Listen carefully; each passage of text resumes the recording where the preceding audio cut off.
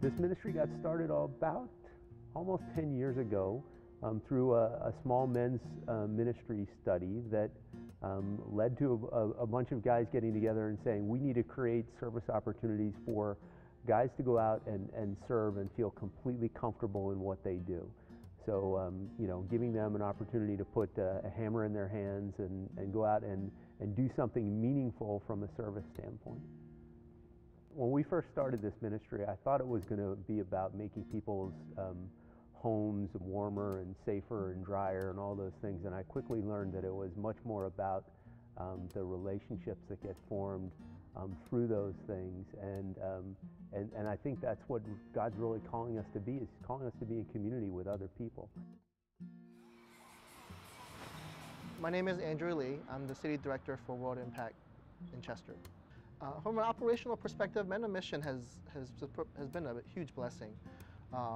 As a nonprofit, missions organization, we're always focusing on raising money to meet our operational costs, and to have Men of Mission coming here every month consistently for 9 years now, they really helped us out. The homes that we live in, we have 9 missionary homes, and they've been built in the 20s, or they're almost 100 years old. We have a school that was built in the 30s. There's always a lot of work that needs to be done.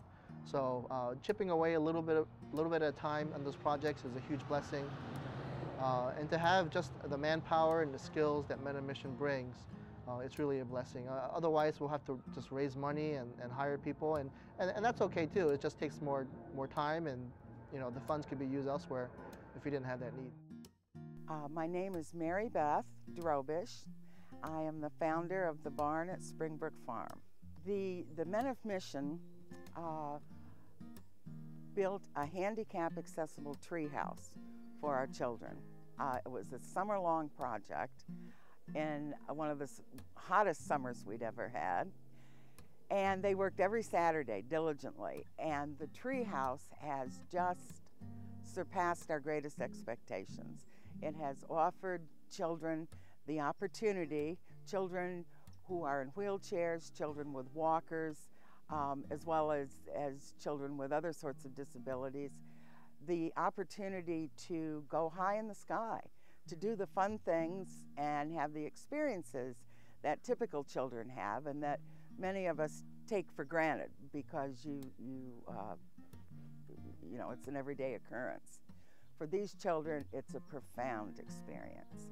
And to watch their faces, to see them giggling, to have a child say, "Oh, Miss Mary Beth, listen, you can hear the birds." And that is really what it's all about. I'm Darlene Hewitt, and I'm President and CEO here at Presbyterian Children's Village. The Men of Mission came to us at a point when we were really struggling with many financial challenges and cottages that were in need of a major facelift. We had one of the cottages done, and the labor to just do the work on the walls, the floors, all that, was about $60,000. What the Men of Mission have done so far, we estimate in the independent living apartment where they worked and in the cottage where they've been working, represents a savings of over $30,000 to us. So it's a significant savings for us on these kinds of projects. My name is Jim Ford, and I'm with Good Works. First Presbyterian Church has been involved in Good Works since 1993, so we were founded in '88. Soon after that, First Presbyterian Church got involved with financial support and volunteer support, so they're one of the longest supporting churches that we have from the beginning. Around 2004, the Men of Mission got involved and made a commitment to send a group of leaders and volunteers to work on homes in the Westchester area on a monthly basis. They moved from a couple times a year, once in a while, to a monthly commitment, and they have been very faithful to help low-income families in the Westchester area since that time. So since about 2004, the Men of Mission have assisted 12 families, so that there's 12 substandard homes that have been made warmer, safer, and drier. And there are, more importantly, 12 families that have been given hope, joy, and dignity by their efforts. When I think of the Men in Mission, I think of faithfulness, that there's a group of men and some women too that come, that they're faithful. Doesn't depend on the economy, doesn't depend on their personal situations, it doesn't depend on how they're feeling, it depends on their heart, their servant heart, to come and do what really the Lord has asked them to do, to help out with some people that are less fortunate than them.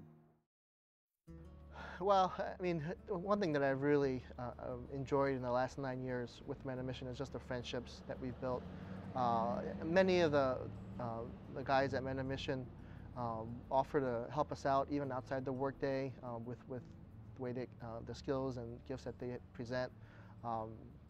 They've come down on off days to help us out when an emergency happens, or it's just good to have great friends of the ministry. We've gotten together for social times to just gather and have fellowship. And one thing I look forward to every month is when Men in Mission comes down. I may have a stressful week or just a tired month or whatever, but the fellowship is always fun, and it's really encouraging. It's great laughter. It's good to just be together, and it's always a pick-me-up for me, when Men in Mission comes down. Our staff have really been encouraged by the reality that here's this group of people coming out here on a Saturday, not getting paid. They're doing this because they want to make a difference. And I think that has really given our staff a boost. I mean, I think they feel like people care about what they're doing here. They care about these kids. They care about what's happening.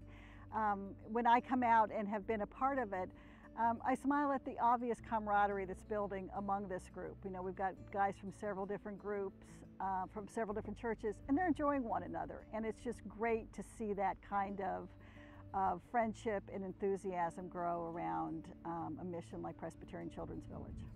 To me, this is one of those things where it's about giving people an opportunity to serve that might not have been created without our involvement, and from that opportunity to serve, then God goes to work and He does things that we wouldn't have been able to see or organize. And there's been times where we've gone down to Chester for a work day, and 3 neighborhood kids came and had lunch with us, and we played flag football with them after lunch for 30 minutes. And it was, at the end of the day, we sat around and talked, and it was, well, the things we did physically work-wise were important today, but the 30 minutes we spent with those kids were far more important to them.